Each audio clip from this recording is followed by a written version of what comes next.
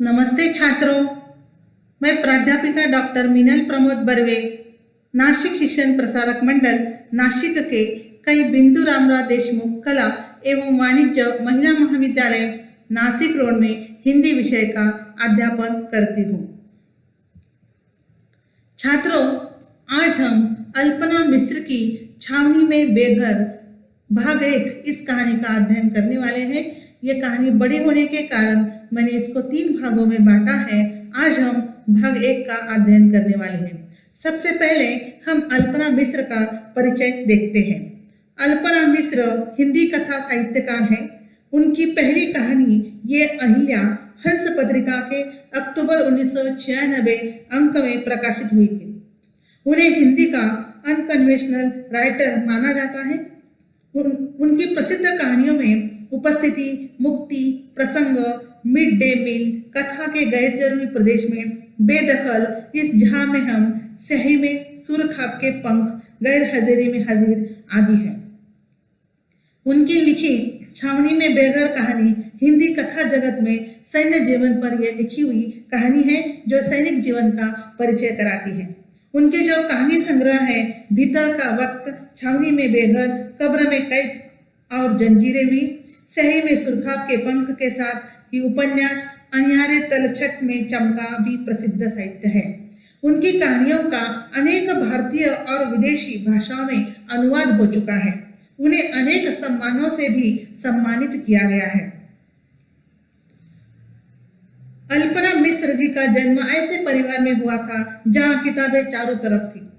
वह बचपन से ही अधिक से अधिक पढ़ने की कोशिश किया करती थी और फिर वह जिस बस्ती से थी वहां के कई प्रसिद्ध साहित्यकार निकले हैं। छोटी उम्र में अन्याय का विरोध करने के लिए जब उन्होंने अपनी पहली कविता लिखी तो उनके परिवार वाले अतिरिक्त रूप से खुश हो गए थे और उन्हें आगे लिखने का प्रोत्साहन भी दिया था।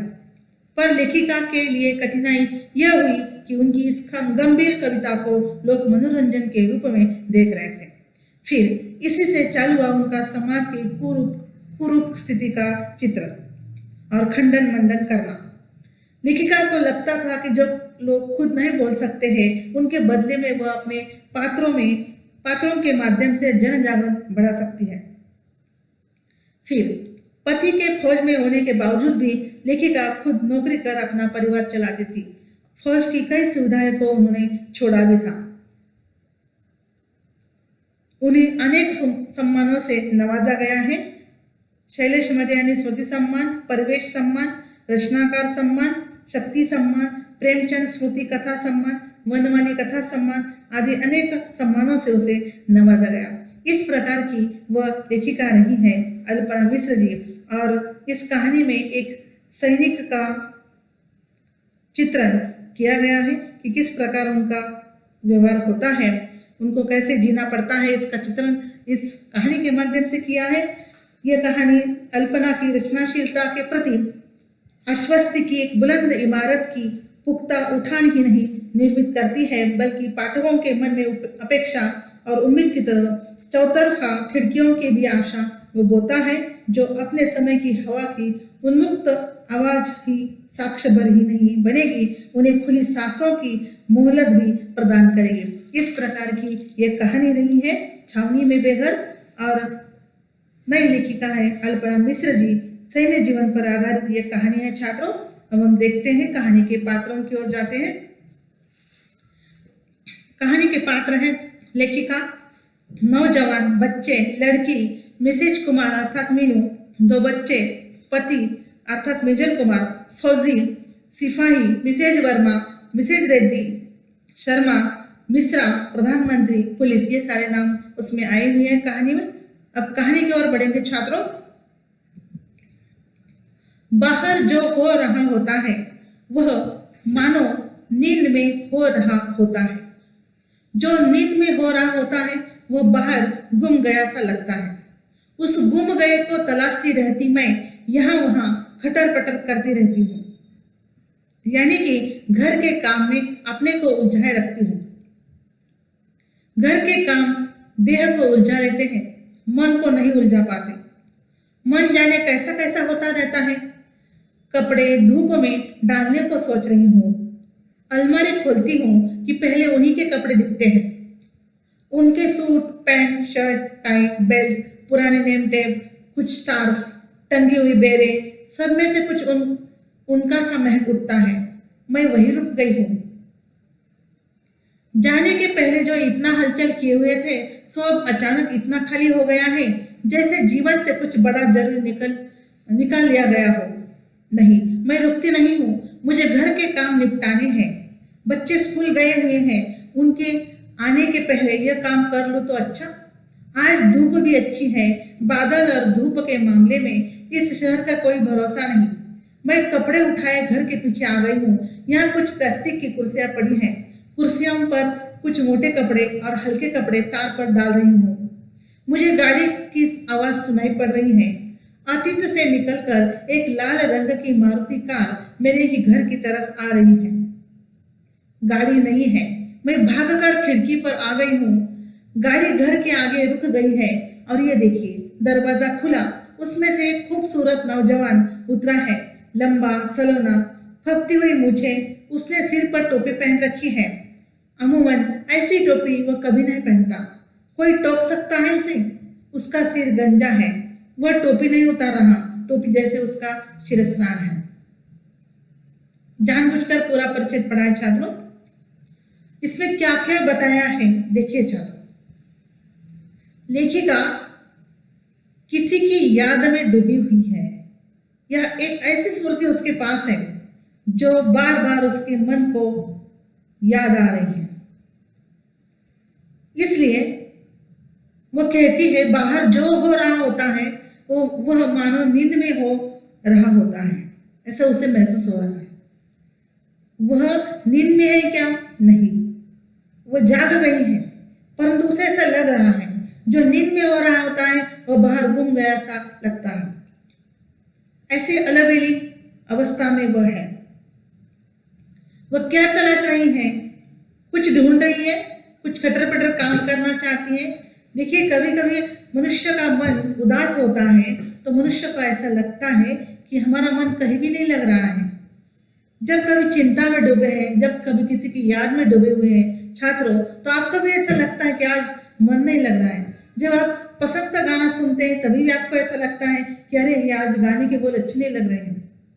कहते हैं ना कि मन चंगा तो काठोट में गंगा, मन अच्छा तो सब कुछ अच्छा। उसी प्रकार लेखिका की अवस्था वैसी हुई है। वह कहती है कि घर के काम देह को उलझा लेते हैं, मन को नहीं उलझा पाते। मन लगाने के लिए वह घर का काम करती है तो शरीर व्यस्त रहता है, परंतु मन व्यस्त नहीं हो रहा है। मन को न जाने कैसा कैसा हो रहा है। वो कहती है कि मुझे घर के सारे काम करने हैं, परंतु उसका आज मन नहीं हो रहा है, उदास है। इसलिए वह क्या करती है? अलमारी खोलती है। अलमारी खोलने के बाद उसे जो कुछ चीजें दिखाई देती है उससे उसकी याद और ताजा हो जाती है। उदाहरण दिए है, suit, pant, shirt, tie, belt, पुराने नेम टेप, कुछ स्टार्स, टंगी हुई बेरे, ये सारी चीजें हैं। उससे कुछ ऐसी महक आ रही है उसे। वही रुकती है बिना हलचल किए। अचानक ये सब चीजें एक तरफ रह गई और घर खाली हो गया। छात्रों, जैसे अचानक घर का कोई आदमी मर जाता है और उसकी सारी चीजें घर में वैसे वैसे रहती है। ये अवस्था लेखिका की रही है। जैसे जीवन से कुछ बड़ा जरूरी निकाल लिया गया हो, ऐसा उसे लग रहा है। परंतु वो रुकना नहीं चाहती है। उसे सारे कामकाज करने आगे बढ़ना है। वह कहती, बच्चे स्कूल में गए हैं तो वो घर आने से पहले सारा कामकाज निपटना चाहिए। तो अर्थात एक घर गृहस्थी संभालने वाली औरत किस प्रकार अपना घर देखती है, संभालती है, उसी प्रकार वह लेखिका कामकाज करना चाहती है। उसे फिर अपने मन को बहलाने के लिए वह कहती है, आज धूप भी अच्छी है। पता नहीं, बादल और धूप के मामले में इस शहर का कोई भरोसा नहीं। कभी भी बादल आप बरस सकते हैं, कभी भी धूप पड़ सकती है। जैसे सावन के महीने में होता है वैसे हो इस शहर में वैसा ही होने वाला है, ऐसा उसे लग रहा है। फिर वह सोचती है और कपड़े उठाती है और घर के पीछे आ जाती है। वहाँ कुछ प्लास्टिक की कुर्सियाँ हैं, उस पर कुछ मोटे कपड़े, हल्के कपड़े सुखाने के लिए डाल रही है। प्रसंग क्या है देखिए, वो उन्मना अवस्था में है। कपड़े लेकर वह कपड़े सुखाने के लिए आ गई है। उसी समय उसे कुछ गाड़ी की आवाज सुनाई देती है। लाल रंग की मारुति कार है। वो देखती है तो वह लेखिका के घर की तरफ आ रही है। जब वह खिड़की से झांकती है, देख रही है, उसमें से कोई उतरता है जो एक खूबसूरत नौजवान है। कैसा है? लंबा है, सलोना है, अच्छी मूछें हैं, सिर पर टोपी पहने हुए हैं। और फिर लेखिका को ऐसा लगता है कि वो टोपी कभी नहीं पहनता है, आज ही पहनी है ऐसे। कोई उसे टोक सकता है, उसका सिर गंजा है, मतलब बाल नहीं है, और वो टोपी नहीं उतार रहा है। इसलिए बच्चे छिपाते हैं ना अपने सिर को, वैसे टोपी मतलब उसका क्या है, शिरस्त्राण है, सिर को संभाल कर रखने का टोपी एक अस्त्र है, ऐसा उसे लग रहा है। इस पूरे परिचय में आपने देखा छात्रों, लेखिका किसी की याद में है, इसलिए उसका मन उदास है, कहीं मन नहीं लग रहा है। फिर भी वो अपने नित्य दिनक्रम के काम करना चाहती है और उसे बार बार वो सारी चीजें देखकर याद आ रही किसी की, इसलिए फिर वो अपने काम में जुट जाती है। कपड़े सुखाने के लिए जाती है। उसी समय एक गाड़ी आती है। गाड़ी में से एक लड़का उतरता है, वो उसकी तरफ देख रही है खिड़की में से। यह आपने इस प्रसंग में देखा है। अगला प्रसंग देखिए। दूसरी तरफ का भी दरवाजा खुला, उधर से एक छरहरी लड़की उतरी है। पीछे के दरवाजे झपाटे से खुले हैं। उसमें से उछलते हुए दो बच्चे, छोटे बच्चे उतरे हैं, ऐसे जैसे दो फूल गेंद बन गए हैं। उनमें हवा भर दी गई है और अब वे बिना टप्पा खाए नहीं चल सकते।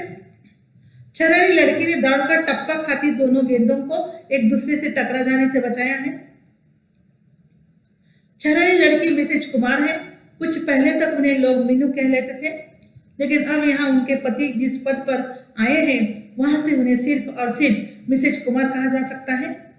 बल्कि अब तो कोई साथ वाला मिले और मीनू कह दे तो वह सब कुछ आ जाती है, जैसे किसी भूले की याद दिला दी गई हो, जैसे गड्ढे से खोदकर किसी को जिंदा किया जा रहा हो। देखिए छात्र, प्रसंग है, एक लाल रंग की गाड़ी आई हुई है, उसमें से एक लड़का उतरा है, उसके बाद एक लड़की उतरी है, छरहरी यानी दुबली पतली। हाँ, एक दरवाजा खुला है, उसमें से एक लड़की उतरी है, फिर दो बच्चे उतरे हैं। बच्चों को उपमा दी गई है फूल के गेंद जैसे, ऐसे सुंदर बच्चे हैं, उनमें मानो हवा भर दी गई है, जैसे दो फूल गेंद बन गए हो। ऐसी सुंदर उपमा देकर कवि लेखिका ने किस प्रकार से वर्णन किया है, देखिए छात्रों। अब वे बिना टप्पा खाए नहीं चल सकते हैं, इसलिए लड़की ने दौड़कर टप्पा खाती दोनों गेंदों को एक दूसरे से टकरा जाने से बचाया है। फिर वह लड़की जिसका नाम है मिसेज कुमार, जिसको पहले मीनू कह लेते थे। पता है ना छात्रों कि आप जब छोटे होते हैं तो उसको पुकारने के लिए आपको पता है कि आपके घर वाले क्या करते हैं, उपनाम से संबोधित करते हैं ना, उसी प्रकार से। अब ये मीनू बड़ी बन गई हैं क्योंकि उनके पति जो है मिसेज कुमार है और वो उनकी पत्नी है मिसेज कुमार। देखिए, तात्पर्य है कि वह एक बड़े व्यक्ति की पत्नी होने के कारण यदि उसे कोई मीनू कह के पुकारे तो उसे अच्छा नहीं लगेगा, जैसे गड्ढे से खोदकर किसी को जिंदा किया जा रहा हो। ऐसा वर्णन किया है लेखिका ने केवल। अब मिसेज कुमार के हाथ में पानी की दो बोतल है, दो इसलिए कि दोनों गेंद रूपी बच्चों की अलग अलग एक ही समय पर दिया जा सके और वे पानी के लिए किए जाने वाले युद्ध में हताहत न हो। वह दरवाजे तक आकर रुक गई है। दरवाजे पर ताला है। उन्हें नहीं पता कि इस दरवाजे के भीतर के कमरे में एक खिड़की है जिसमें से मैं उन्हें देख रही हूँ। उन्हें यह भी नहीं पता कि उनके इस दृश्य से खिसक जाने के बाद भी मैं जब चाहूं यह पूरा दृश्य देख लूंगी और देखती रहूंगी। रिवाइंड कर करके ये मेरे मन की आंखें हैं जिसमें यह दृश्य चलता रहता है। चाबी उस सजीले नौजवान ने मिसेज कुमार की तरफ उछाल कर फेंकी है और ये देखिए मिसेज कुमार ने उसे लोक लिया है।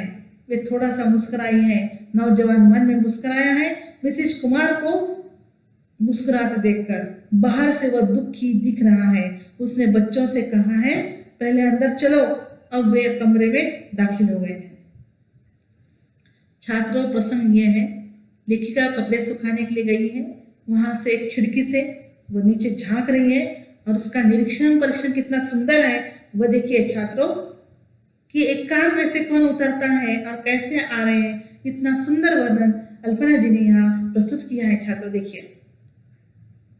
मिसेस कुमार हाथ में पानी की बोतल लिए हुई है ताकि दो बच्चे एक बोतल में आपस में न झगड़े, इसलिए अलग अलग रख दिया है, देखिए।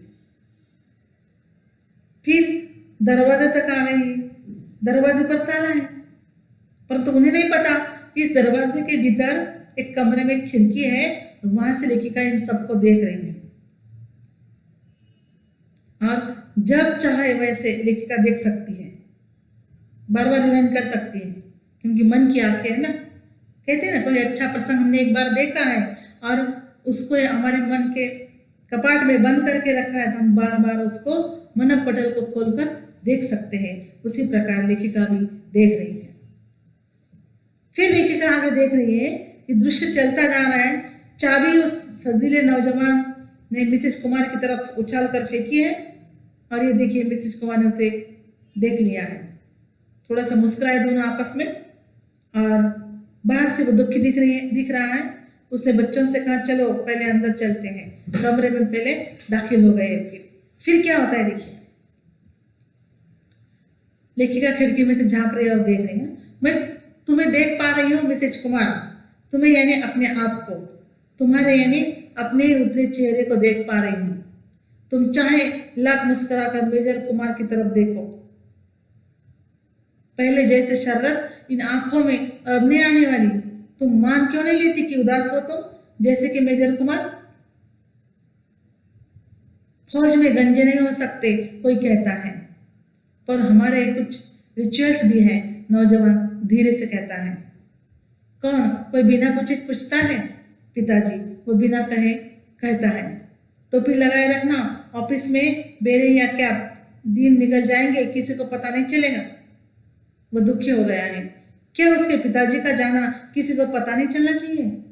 छुट्टी की दरखास्त में तो वो लिख कर ही गया था, सबको पता तो है, पर सबसे छिपाना है अपने को भी, अपने घर को भी। ये दोनों का वर्णन लेखिका ने यहाँ पर किया है। मिसेस कुमार को लेखिका देख पा रही है, यानी अपने आप को देख पा रही है, सब कहती है अंतर मन से। उतरे हुए चेहरे दोनों के, तुम चाहे लाख मुस्कुरा कर देख रहे हो, परंतु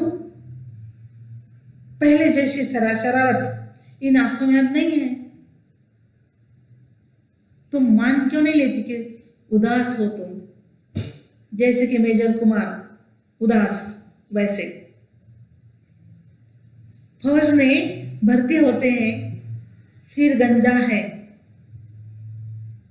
दिखाना मुश्किल होता है। ऐसा लगता है कि सिर गंदा है, लोग क्या कहेंगे वगैरह। नौजवान कहता है, पर हमारे कुछ रिचुअल्स होते हैं, नियम होते हैं कुछ।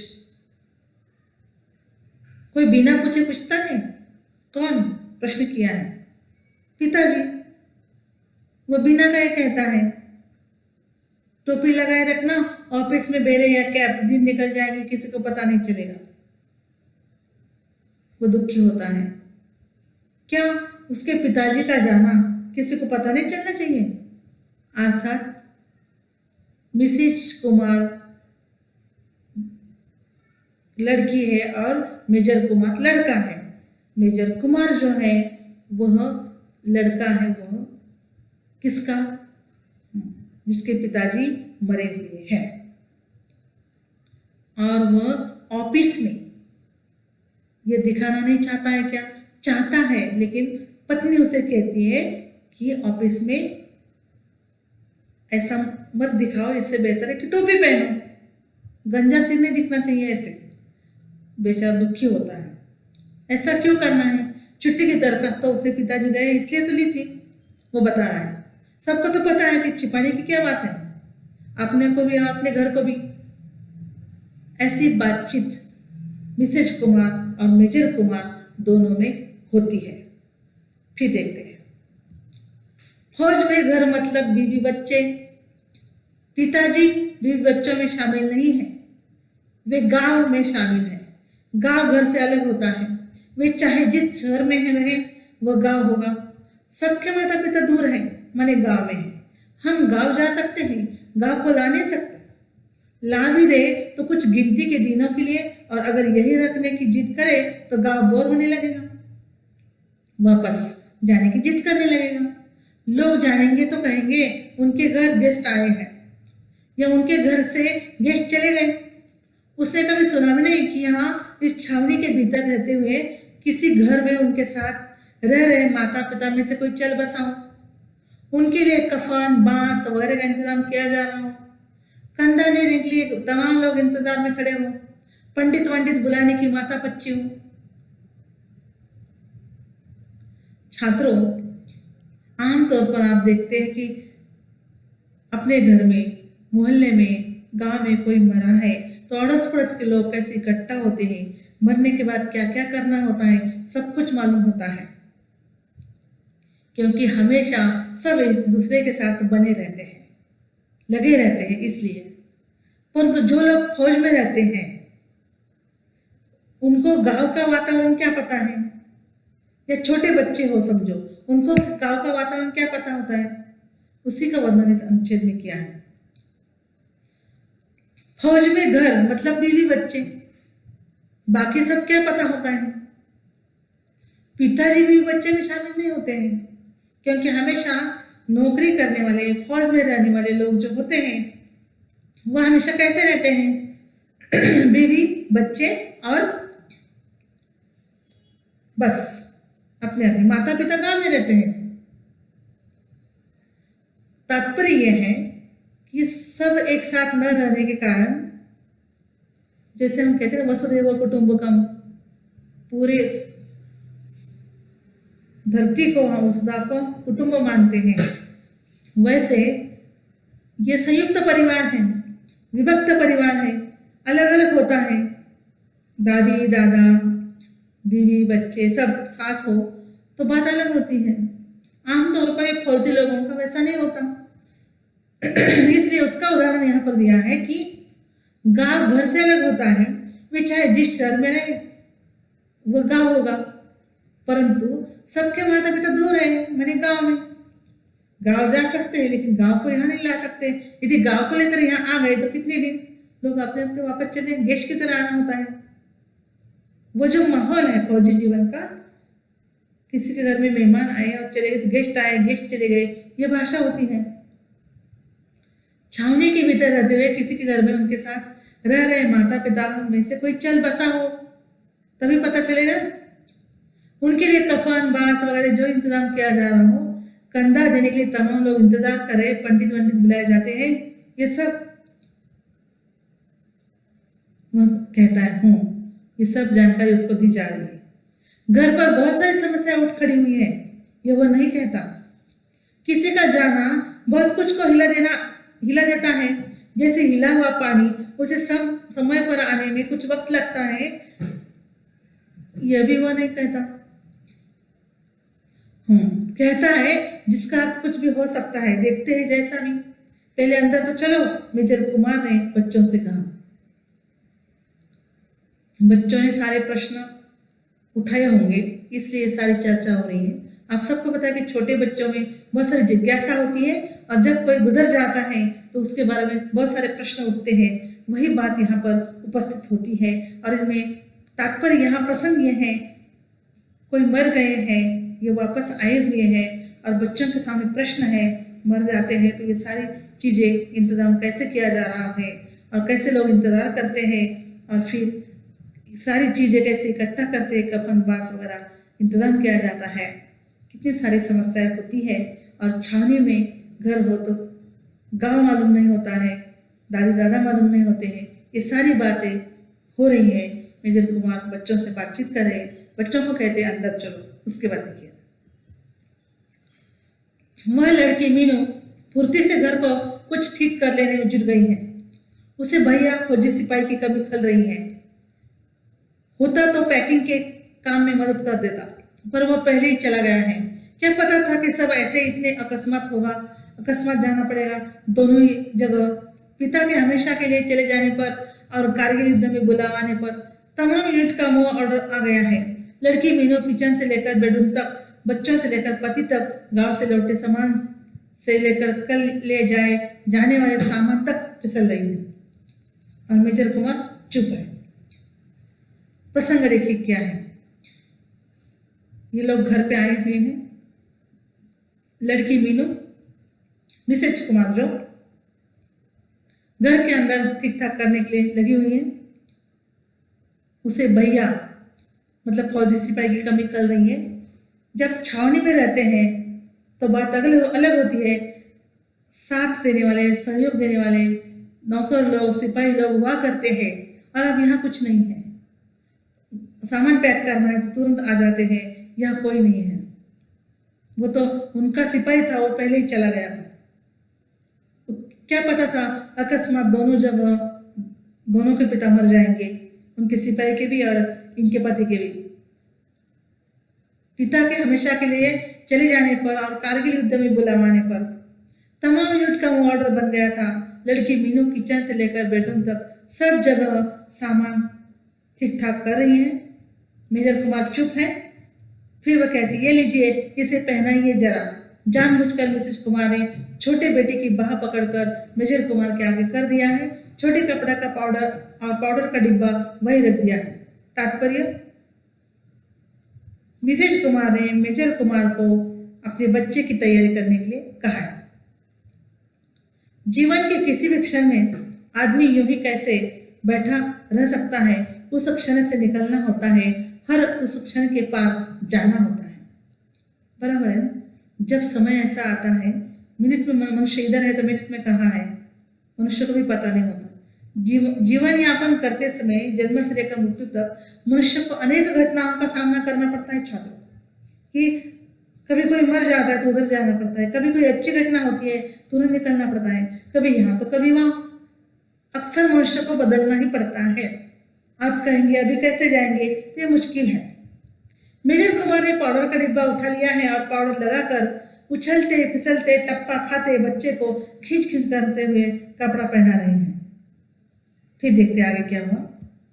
फिक्र क्यों कर रही हैं, सुबह तक सब हो जाएगा। बस आप अपना बीपीटी वाला पिट्ठू और सारे यूनिफॉर्म एक बार देख लें। डीएमएस बूट, हंटर शूज वगैरह सब मिसेज कुमार याद दिलाएंगे। मेजर कुमार कहेंगे, जिसका मतलब कुछ भी हो सकता है, मन नहीं है जैसा कुछ भी। पिट्ठू लाकर उलट देंगे और एक एक चीज को वापस गिनते हुए उसी में रखने लगेंगे। जंगल यूनिफॉर्म यानी कॉम्बैक्ट ड्रेस में दिन गुजरेंगे अब तो, और वे अपनी कॉम्बैक्ट यूनिफॉर्म ठीक करने लगेंगे। मिसेज कुमार किचन से खाना लाकर मेज पर रख रही है। उनकी फूलों की दोनों गेंद दिन भर इतना उछली है कि अब सोने लगी है। मिसेज कुमार उन्हें खिलाने की कोशिश कर रही है पर दोनों खाने को तैयार नहीं है। प्रसंग ये है, मिसेज कुमार क्या कर रही है, मेजर कुमार को याद दिला रही है अपना सारा सामान, यूनिफॉर्म वगैरह जो फौजी लोगों की सारी चीजें होती है एक जगह इकट्ठा करके रखो, जब समय आएगा निकल जाएंगे। इस प्रकार वो उनको कह रही है। पिट्ठू लाएंगे, एक एक चीज को वापस गिनते उसी में डालेंगे। बस जंगल यूनिफॉर्म यानी कॉम्पैक्ट ड्रेस में दिन गुजारेंगे और अपनी कॉम्पैक्ट यूनिफॉर्म ठीक करने लगेंगे। फिर ऐसा उन्होंने कहा।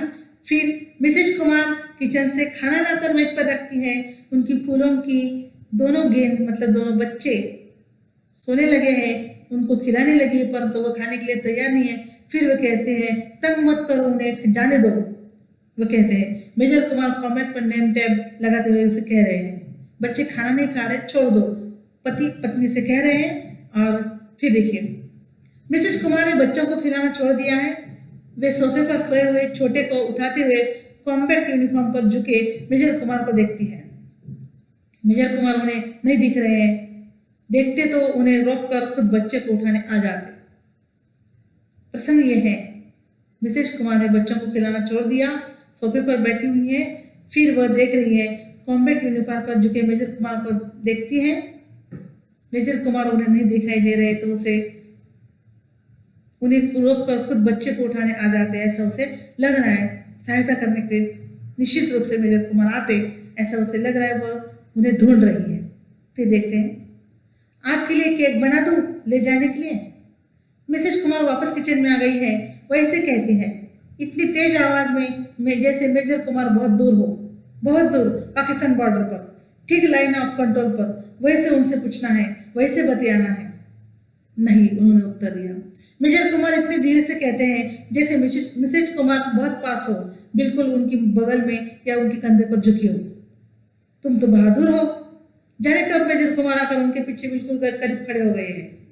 मैं रोने रही हूँ, मिसेज कुमार बिना पीछे मुड़े कहती है। मेजर कुमार धीरे से उनका कंधा छूते हैं और मिसेज कुमार पीछे मुड़कर झटके से मेजर कुमार के सीने में अपना मुंह छिपा लेती है। मेजर कुमार धीरे से उन्हें अपनी बाहों के घेरे में ले लेते हैं। फिर कोई कुछ नहीं बोलेगा। प्रसंग किस प्रकार से वर्णन किया है देखिए छात्रों। मिसेज कुमार मेजर कुमार को कहती, मैं आपके लिए केक बना दूं? ऐसे जो से चिल्ला कर कहती जैसे वो बहुत दूर हो। उदाहरण दिया है फौजी लोगों की तरह, उदाहरण पाकिस्तान बॉर्डर है, दूर है ऐसे। वो नहीं बोलते हैं, वो भी पास आकर। देखिए दोनों एक दूसरे के करीब हैं। मेजर कुमार धीरे से उनका कंधा छूते हैं। मिसेज कुमार पीछे मुड़कर झटके से देखती हैं। फिर दोनों एक दूसरे के आलिंगन में, बाहों में हैं। फिर देखिए छात्रों, यहाँ पर पहला भाग खत्म होता है। धन्यवाद।